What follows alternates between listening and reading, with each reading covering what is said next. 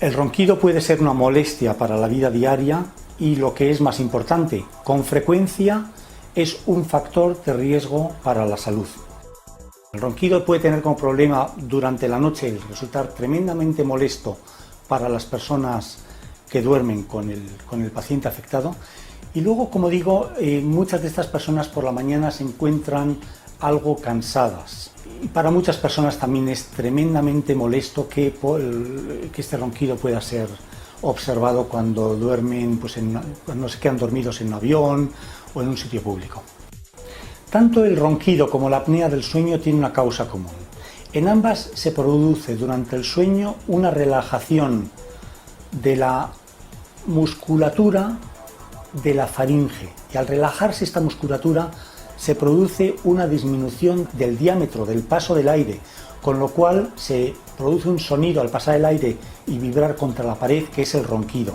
En la apnea, además del ronquido, se produce un colapso, un cierre por completo del paso del aire, y esto hace que el paciente deje de respirar durante periodos que pueden oscilar entre 10 segundos y 60 segundos. Lirón es la solución definitiva al problema de los ronquidos. Lirón nos permite una correcta respiración durante el sueño. Nos va a dar un descanso de calidad, nos va a mejorar nuestra calidad de vida y va a eliminar ese bloqueo respiratorio que origina en ocasiones problemas para nuestra salud, tanto física como mental.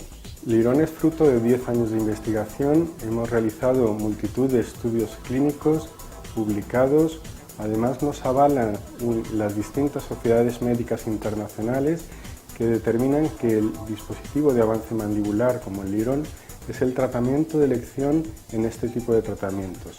La utilización de dispositivos de avance mandibular para el tratamiento de la roncopatía y de la apnea del sueño no es algo nuevo.